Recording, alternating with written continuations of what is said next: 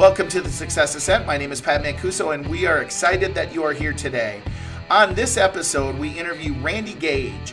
Randy is a thought leader, entrepreneur, owner of the Prosperity Factory, and a 14, soon to be 15 times author. Randy shares with us his journey, and wow, has it been a journey. From jail cell to thought leader, Randy shares how mindset is so important to our success, strategies on how to change that mindset, and how you get to create your own story and never let anyone else create your story. I know you're going to enjoy the session as I did interviewing Randy, so on to the ascent. So welcome, ladies and gentlemen, to the Success Ascent. My name is Pat Mancuso, and I'm the creator and host of our show, and we are excited that you're here today. I'd like to introduce to you Randy Gage. Randy is joining us today, and he's going to share some amazing thoughts on how our mindset works, on personal development. And yet, before we get into all that, I'm going to read you who Randy is. So first, Randy's a thought-provoking, critical thinker who will make you approach your business and your life in a whole new way. He's an entrepreneur, author of 14 books translated in 25 languages, including the New York Times bestseller, Risky is the New Safe and Mad Genius. Randy rose from a jail cell as a teen to becoming a successful entrepreneur. He's spoken to more than 2 million people in 50 countries and is a member of the Speakers Hall of Fame. When Randy isn't prowling the podium, I love this, or locked in his lonely writer's garret, you'll probably find him playing third base for a softball team somewhere. We'll have to ask about that. So welcome, Randy, to the show. Hey, great to be on with you, Pat. I'm so excited that you're here today. So I always have a little fun with my guest, Randy. I read the intro and then I go, okay, so who's the real Randy? Like, tell us who the real Randy is. I think the thing that always shocks people when they get to know me is how introverted I am, because they see me on stage with thousands of people in the audience and they just assume, wow, he must be this really outgoing, gregarious guy. And I'm the complete opposite of that. I'm dreadful with small talk in the elevator and, hot enough for you? What do you think of those Colts? It's just, I can't do those kind of conversations. I'm really pathologically shy in that sense. The speaking doesn't bother me because that's my platform. I own it, right? I control it. Right. So whereas at a dinner party, I don't control that, right? So I'm just kind of, and some of it's just because I'm a writer and I'm happy in solitude. And some of it's just I had a lot of social anxiety as a kid. And so just kind of drew in and in the process of allowing myself to go out a little. Interesting. So Randy, take us back. I mean, the intro, obviously you had some opportunities, I would always say, as a kid. It sounds like you were making some decisions that weren't benefiting you and that took you down a path. Maybe go back and talk about what took you out of that. Like, what was the defining moment that, you rose out of that type of environment? Well, it needs to be said as a foundation, I was a teenage alcoholic and a teenage drug addict. And so you can't really talk about any transformation at any age without talking about sobriety, right? To say, hey, if you're under the influence of drugs or alcohol, you're not going to be able to break through. So that's getting clean is a huge part of my story, right? I'm so much more effective, successful, happy, harmonious when I'm clean and sober, as I believe is true for everyone. But in my case, it was being in jail at 15 years old for armed robbery and burglary, and having people who believed in me. One of my buddies from school, his girlfriend's father was a teacher, and she got him to come in and talk to me in my jail cell. And he told me I didn't belong there. And I thought he was nuts. I thought he didn't know who he was speaking to. And he's like, no, I spoke to your teachers and they tell me you skipped class for 3 weeks straight and then you come in and you ace a test. Your reading comprehension is beyond college level. You don't belong here. You could do great things. And I was so desperate to believe that I believed that. Okay. And you know how this goes, Pat. Because I believed it, it was true. Right. If I wouldn't have believed it, it wouldn't have been true, right? Right. But I chose to believe it because I don't want to affirm I'm a slow learner, but let's say I was definitely a slow learner at that point in my life. And you're sitting in a jail for a couple of months waiting for trial, you do have a tremendous opportunity to rethink your life and how you live it. And of course, I was doing that. So when I got to trial, I had a public defender who believed in me, and Baxter had arranged, there was an experimental school, high school that I could get enrolled in.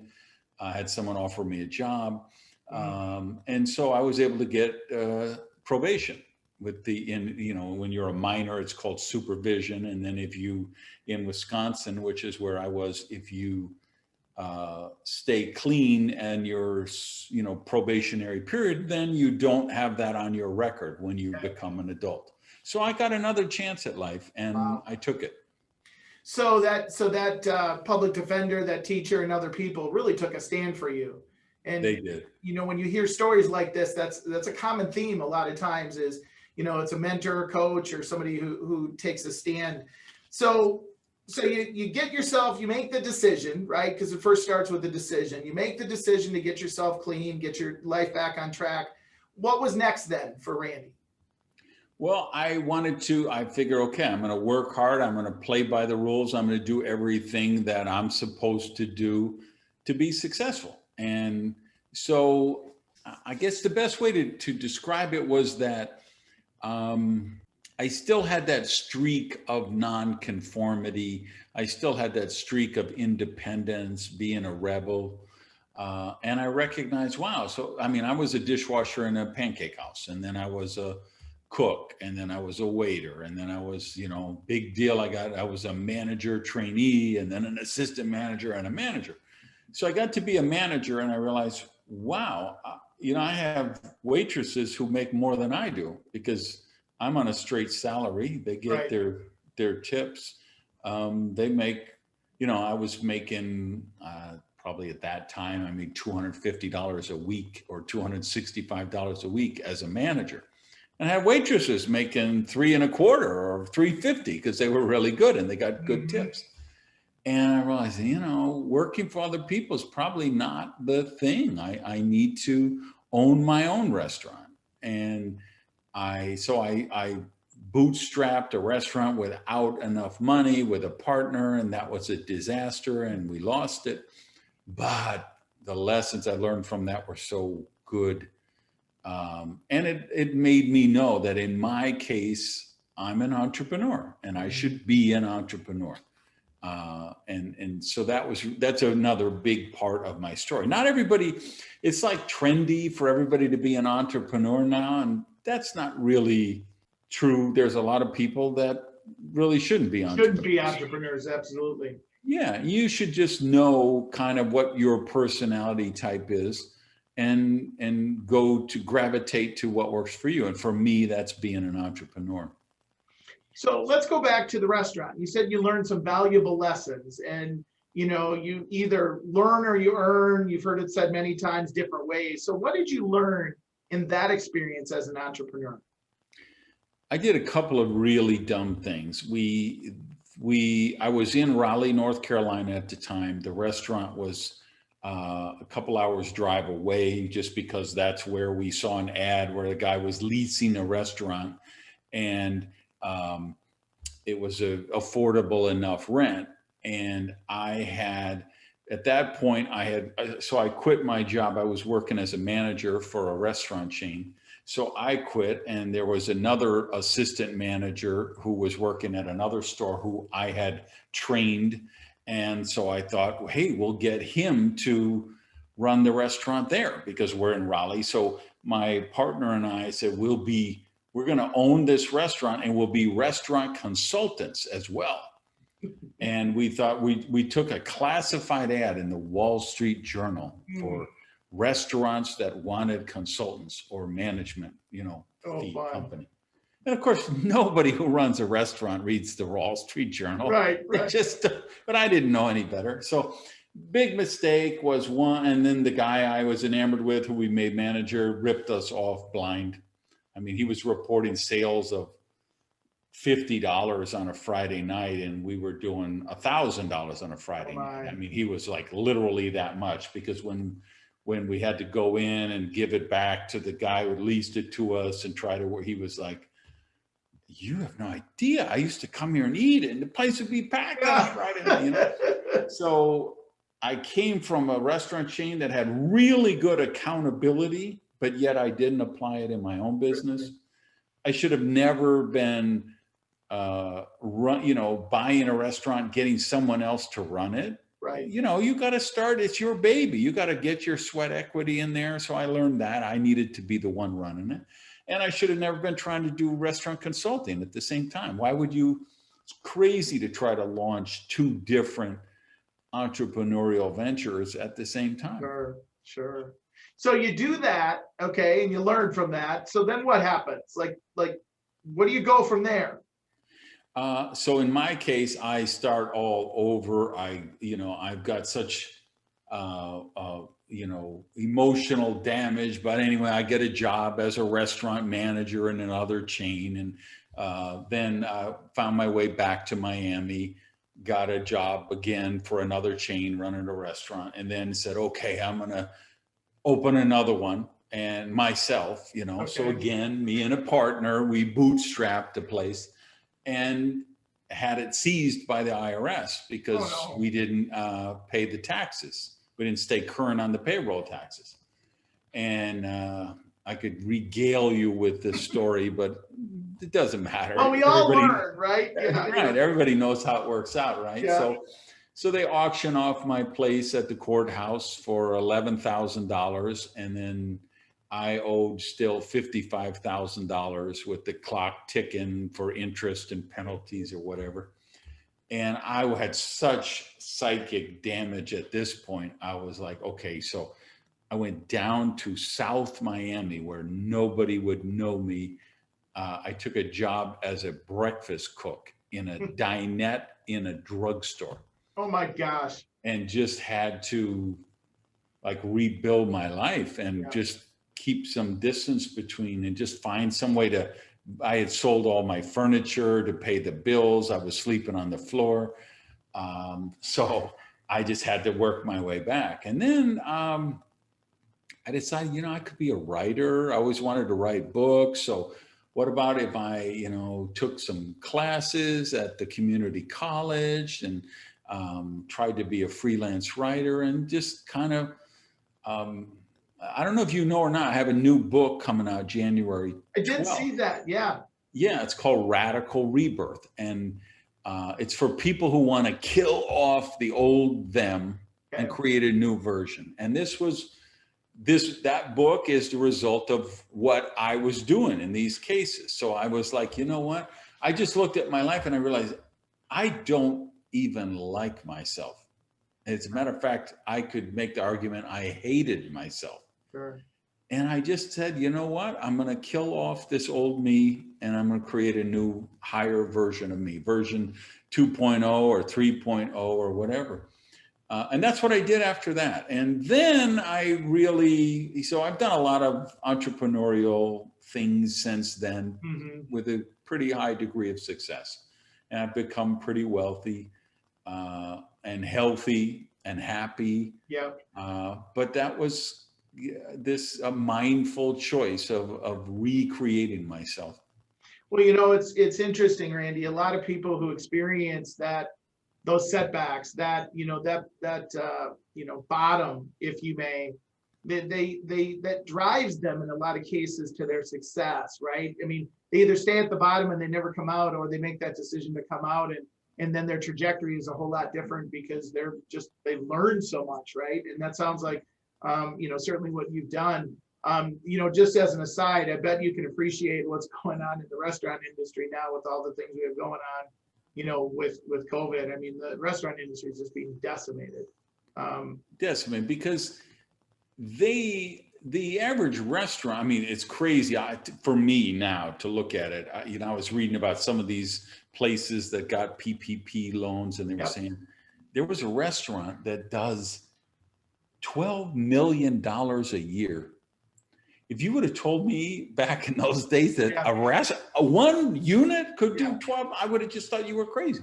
But I mean, so we have a few of those, right? And some big chains. But the average restaurant, they make 8%, 10%, 12% at the end of the year is what gets down to the bottom line, assuming they're working in the place 70 hours a week themselves, running it. Yeah. And that's with a full dining room. Yeah. So now that's with everything being perfect, right? Yeah. So now when you say, okay, there's no dining room, just the 4 tables you can fit on the sidewalk, or just 50% capacity, or just 25% capacity, it's just, I mean, I have like 4, because I eat out virtually every meal every day. I don't cook. I get it's either delivered or I go out to eat, right? Or I did before COVID. I don't go out to restaurants anymore. I have like 4 of my favorite restaurants that have all gone out of business in the last 3-4 months because they can't make it. 110 statistic this morning, 110,000 have shut down across the United States, and they're never going to reopen. So you've authored 14, soon to be 15 books. You're in the personal development space. So tell me how did that start? I mean, I heard you say that it started from, you started taking classes and reading, but let's kind of you talked in 2 million people across 50 countries. That doesn't happen by chance, right? That's by design. So how did you build that business? I wish I could say it was by design, but it was by chance. I love it. I got into direct selling, right? The home party plan companies, direct selling companies. So I got involved in that business because what else was I going to do? I was $55,000 in debt. I'm like, okay, if I take a job at Denny's and they pay me $30,000 a year to be a manager, it's going to take me 27 years to qualify to be broke again, right? So I said, I got to get in back. I had done some direct selling earlier in my life. And so I said, I got to get back in that and build up a big check. And so I did. I started building, and I had more experience. I'd had a couple of business failures. I was more mature. So I was building a good team. And I thought, I don't have enough people getting the same results as me. I need to start like the first rank in that company was called supervisor. So I said, I'm going to start a supervisor school. Once a month, I'm going to invite all my team, come to this school, and I'm going to show you how to become a supervisor. And so I'm doing that. It's working really well. And then some other lines are like, hey, we hear you do this supervisor school. Can we come in? Is there anyone else? And I'm like, okay, yeah, I bring $5 to help cover the donuts in the meeting room, and you can come. And then people were like, well, we have a team in Chicago. If we bought you a plane ticket, how much money would you charge us to go and do that training for the people up there? And then people were flying in from California and New York down to Miami so I was I never knew that professional speakers or workshop, I didn't know that was a career or a possibility. And then I I found some information about my company that troubled me. They were facing some lawsuits, and I got some of the court papers, and I was like, you know what? I don't want anything to do with that. I'm going to resign. And I train all my people in my team. I could train people from other companies. So I'll just offer seminars and workshops. And then I had a friend who heard about it, and he said, hey, here's a brochure. There's a National Speakers Association, and they have a chapter in Fort Lauderdale. You could go to the meetings. And I'm like, wow, well, what's it? This is a real business. And I had to be successul at it because I had burnt my boat, right? That was how I was going to eat. So I hustled, and we didn't have the internet back then. I rented mailing lists, printed brochures and sales letters, and mailed them out to these rented lists and say, Randy's coming to Houston on Saturday and Dallas on Sunday. It's an all-day program from 9 to 5. It costs $47, and I became a professional speaker. Hmm. And I've been doing that since 1991, I think now. And along the way, when you're a speaker, they're like, "Have you written a book? We need a book from you." Yeah. And so I think it was like 98, I wrote my first book. And that's what got me. It was never, I did want to write a book, but that was to write like the great American novel or an espionage thriller. That was Okay. kind of a dream as a kid. Sure. So the writing was there, but the idea of being a speaker, that had never even occurred to me. Wow. Wow. So I mean, what a great story. I mean, oh my gosh, so many different kind of twists and, kind of, up and down and oh my gosh. So I love the fact, first of all, your company is titled Prosperity Factory. I love that. And it ties into, you shared that your expertise is helping people manifest prosperity. And, the first thing that I want to ask you about that is whenever somebody hears that, Randy, and I don't believe that, so please know, because, I coach and I consult and I understand how our mindset works. But people hear manifesting prosperity, like I can make money rain. So when you hear people and they've got kind of that limiting belief, that block, that they actually can't manifest prosperity, what would you say, or how would you coach them? Like, what do you tell them in your seminars? Well, there's two answers to this. The first answer is you can't drag anybody over the finish line, right?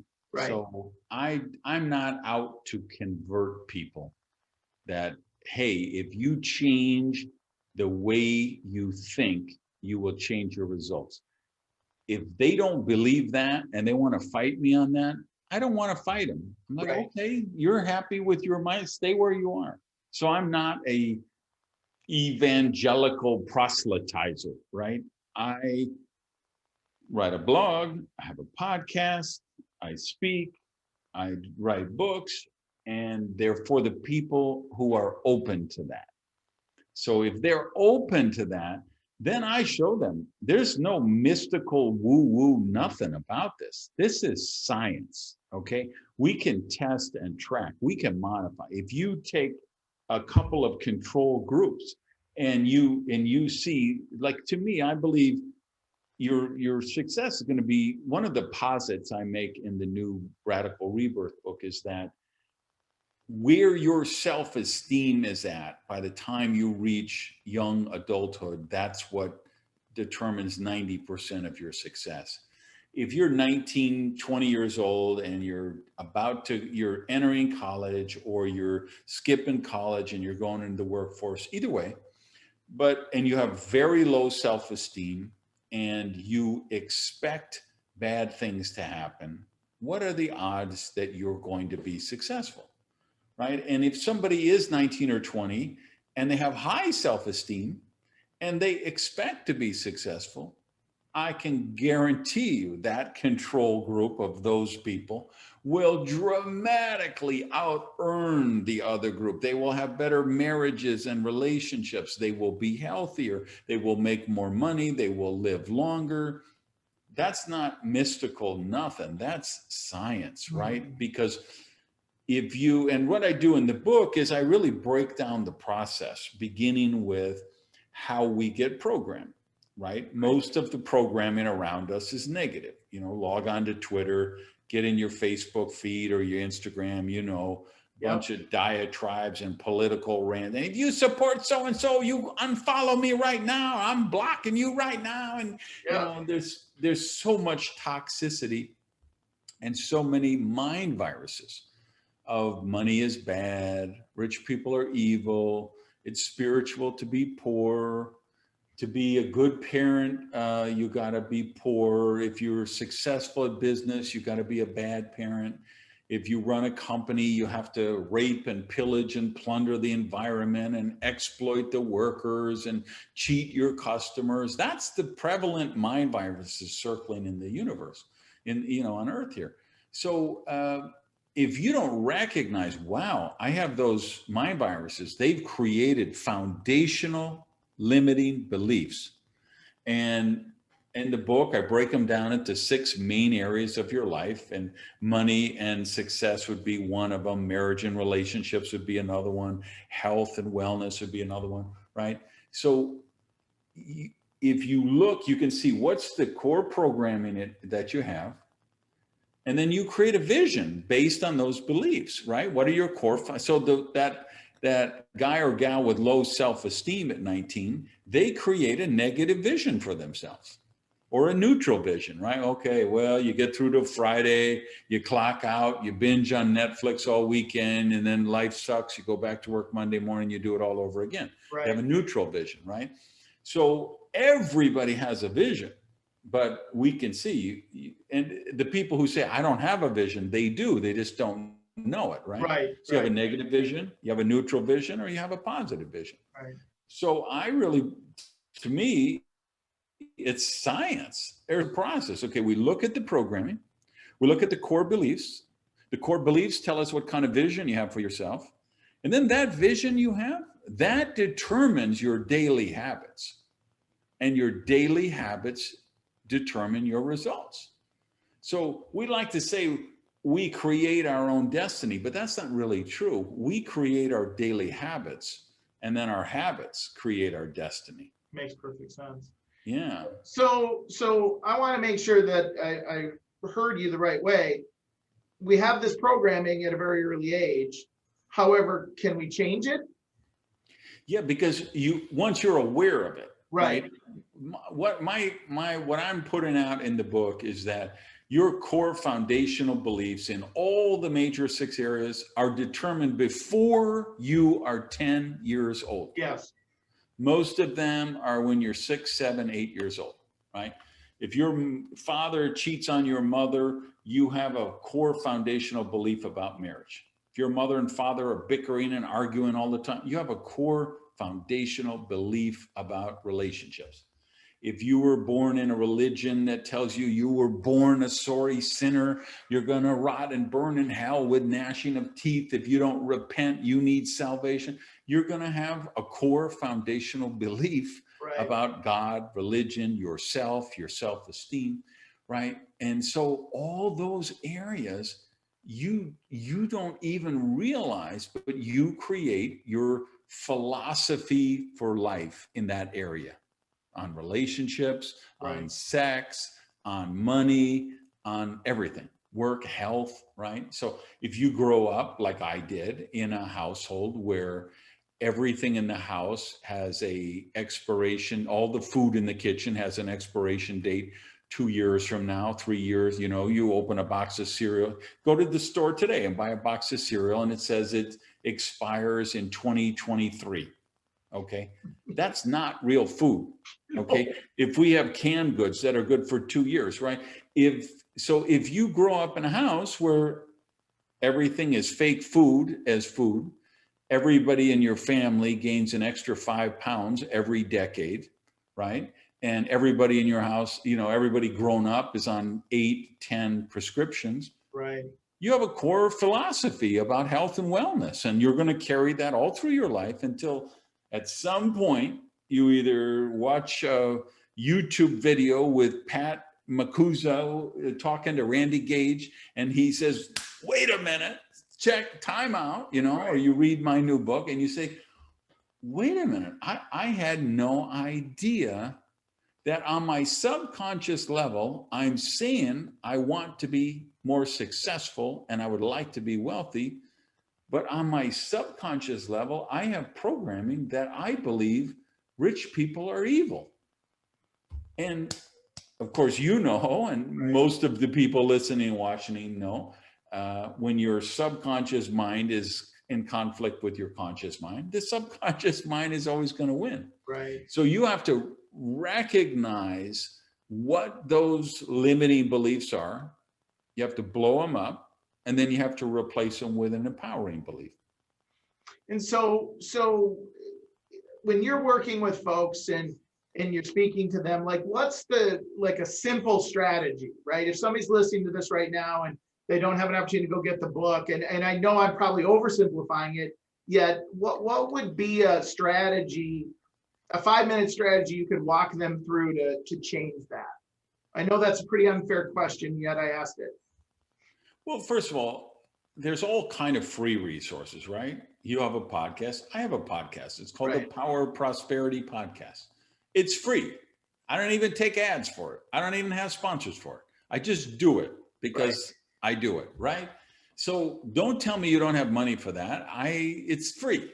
I have a blog at randygage.com. I'm talking about prosperity issues like this all day, every day. Okay. So don't tell me you can't get to that blog, right? Right. So it's a question of just expose yourself to the knowledge that will take you there. So you will, because if you're listening to my podcast, you're reading my blog, you're reading my books, I'm going to get in your grill and I'm going to say, so, like I did it was like a 21 question test, and it's on my blog, right? The prosperity quotient. I love Instead it. of IQ, it's PQ, your PQ. prosperity quotient, right? If if you're driving along down the road and you see a Lamborghini with the hood up, and there's a guy sitting there with a big fancy wristwatch and ring, and he's standing beside his broken down car, would you think that's funny? Would you be amused by that? Most people would say, yeah. But if I say, well, if it's a 15-year-old Toyota and there's a housekeeper there and the hood is up, would you be amused by that? Well, no, of course not. Well, what does that tell you? It tells you you have an issue with money. You have an issue with wealthy people, right? So you can do tests like that. I can say, okay, take the money you have in your wallet or your purse out right now. Does it go from $20 bills to then 10, then 5, then 1? Are they all right side up? Are they all facing forward? If you tell me no, then I say, you know what? You don't respect money.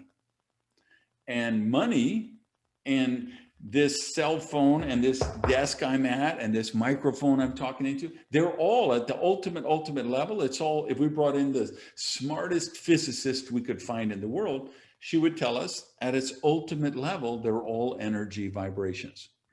And energy can be attracted and repelled. So if you're... Is that if it looks like this, it's a good thing? Look, I don't know, open it up. Is it all followed the same way, right side up? It's all followed right. the same way. So what does that take? That says, okay, Pat respects money. So money recognize, and I say money recognizes that, right? And people say, okay, now you're getting woo-woo. And I'm saying, no, that's just simple physics, because money at its ultimate level is energy vibrations. And we know energy can be attracted, energy can be repelled. So no, it's not like The Secret. You can't just say, well, I'm going to sit home and watch The Secret 15 times, and then my Lamborghini's going to drive into the driveway. That isn't going to happen, right? But you can, when you do change your thoughts, when you change your expectations, when you change your vision, when you get rid of limiting beliefs, you absolutely will change your results. Yeah. So I think I already know the answer, and yet I'm going to ask it anyways. The fact is that it starts with this. It starts with the mindset. If you want to be successful, you can, this is really where it starts. Because if you don't have these right relationships, that's going to play out in other things that you're going to do. Yeah, and let me give another resource for your viewers and listeners that'll help, because I did something I've been threatening to do for years. I finally did it because of this pandemic. I wrote a very long blog about financial literacy, understanding how money works, because I didn't know this, It's not taught in school. Yeah, I was a middle kid of a single mother who raised 3 kids by herself. I grew up poor. I was broke the first 30 years of my life. I didn't know any of this stuff. Now I've learned how, and when I first started making money, I had a fleet of exotic supercars down in the garage. I had homes in different places of the world. I had 200 pair of shoes and 200 wristwatches, and I pissed away millions of dollars, right? And I'm not suggesting people need to do that, but I'm okay if you do a little of that when you first become wealthy. And I'm glad I did, right? And I did. I pissed away a lot of money, enough money to buy Miami, right? As Jimmy Buffett would say. But then I learned, okay, I can become a steward of money. I can learn how to be financially literate and invest and prepare for my future. So on my website, which is just randygage.com, if you go to the blog and then you search, it's called Beat Your Burn Rate. I Right? love it. Because, yeah, in venture capital and startups, we always talk about the burn rate, which is how much money do you need every month just to pay the bills? And if Right. your burn rate is 20,000 a month and you've got 200,000 in the bank, well, okay, in 10 months, you're going to run out of money, right? So that's your runway. So I took that same principle and applied it to individuals. Like, okay, let's figure out what your burn rate is and let's beat the burn rate. And so that every month you're wealthier than you were the month before. So that every morning when you wake up, you're wealthier than when you went to sleep the night before. So that's what's in this blog post. And it's a two-part. There's another one that, goes in depth, and I talk about, Robinhood accounts and Wealthfront accounts and investing. But first we just start with that big picture stuff of, how does money actually work? What's the difference between prosperity consciousness and poverty consciousness? So that would be a good place for everyone to start with your earlier question. Go to that blog, beat your burn rate, and start with that. I love it. I love it. Well, Randy, let's shift gears a little bit. What's the best advice that you've ever been given? I think my friend Oliver, who told me, you have to read this book, Atlas Shrugged. Or it would be somebody who told me when I was sleeping on the floor, you have to buy this book, The Dynamic Laws of Prosperity by Catherine Ponder. Either way, like those were but probably Atlas Shrugged, that because when people ask me a lot, what's the most impactful book or what book changed your life? To me, it was Atlas Shrugged, because the author, Ayn Rand, introduced me to the concept of having a philosophy you live by. And so I reread that book usually every year or two. So that was probably the best advice, because that really rocked my world. I mean, that just changed everything for me. I love that. I love that. Well, let's flip that upside down. And sometimes when I ask this question, people struggle with it a little bit. Was there any advice you've ever been given that you would deem bad advice, or advice that you would make sure that nobody else followed? Yeah. I mean, when I grew up, my mom told me, go to high school, get your high school diploma, get a job at General Motors, and you'll be set for life. Because I grew up in Madison, Wisconsin, right? Janesville, Wisconsin had the big GM factory. And that's what you did. You got a job there and you worked for them for 40 years and then you retired. And it's not that my mom was trying to hurt me, that she was doing the very best she could with what she had. And that was the conventional wisdom.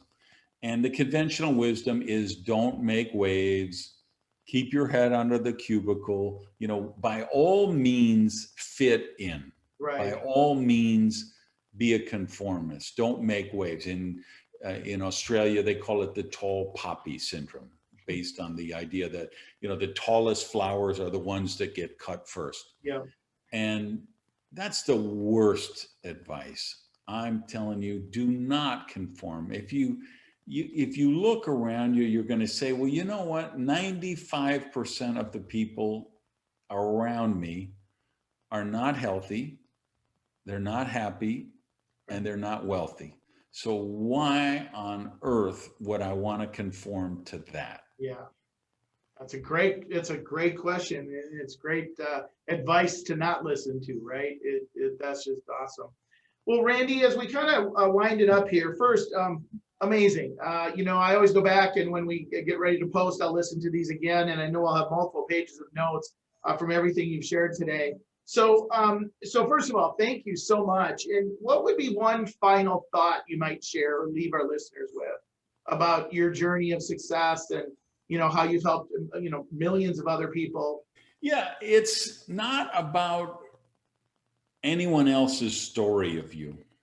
The thing that, like I talk about being raised in Wisconsin and how it was, the greatest thing I did was when I was about 16 and a half, I had about $300, $350 saved up. I put everything that would fit into my old Plymouth and I drove to Miami because I had a dream to live somewhere warm in the wintertime. I left in January. There was 31 inches of snow on the ground, broke the record set in 1910. Shopping center roofs were collapsing. Wisconsin, you could have 60 below zero wind chill factors. I'm in Minnesota, so I get it. Yeah. Okay, exactly, right? Exactly. And I was like, so I drove my old beater Plymouth to Miami. I did not have a job. I did not have a house. I did not have I did not know a single person in Miami, but I had a dream to live someplace warm in the wintertime.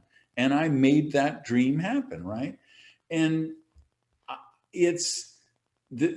I didn't buy into the story for me, which is, hey, you're going to grow up, you're going to eat fish fry at the Elk Lodge on Friday night, you're going to cheer for the Green Bay Packers, and you're going to have clam chowder every Friday night and drink Pabst Blue Ribbon beer. And I thought, I hate cold weather, I hate ugly uniforms, and I hate the taste of clams. So I traded all that in for arroz con pollo in Miami and, a linen suit instead of a parka and, palm trees instead of wind chill factors. And because I decided I'm going to create my story. So that's really this new book. I'm so excited about it because I feel like it's the culmination of my whole life's work, of all my other books, all my podcasts, all my blogs. I feel like this is where I tied it all together and put a bow on it, which is because people, my friends who know me, they'll, we'll be out to dinner and one of them will roll their eyes and say to the other one, well, I see Randy's having his fourth midlife crisis. And, they joke like, is this finally the one? Have you figured it out? And I always say, no, I hope not. Yeah. I hope I can kill off another 4 or 5 versions of me while I'm still on this planet, or maybe another planet, right? Yeah. That's what I would tell everyone is don't buy into anyone else's story for you. Yeah. You create your story. You live your life. And it's not about any goal I give you. It's not about any goal your parents give you or the government or society or your friends on Instagram. It's the real journey of life is how do you become the highest possible version of you? Yeah. And when you get on that path, that's when life is just magical. That's pretty cool. Pretty cool. Well, Randy, what a great way to end today. And, again, I want to thank you so much for being here and contributing your time. And I know you'll have a huge impact on our listeners. And we wish you the best in the new book. I can't wait to read it. So thank you so much for being here today. All right, Pat. Thanks for having me on. My pleasure. My pleasure. Everybody, thanks so much for listening. As you know, we'd love you to subscribe at your favorite podcast source, or you can go to www.thesuccessascent.com. As I end every show, be safe, be healthy, and be happy, and have an awesome day, everybody. Take care. If you've not yet subscribed, please go to your favorite podcast source and subscribe to The Success Ascent, or simply go to www.thesuccessascent, and that's ASCENT.com, thesuccessascent.com. Thanks so much for joining us today. We look forward to catching you on the next Ascent.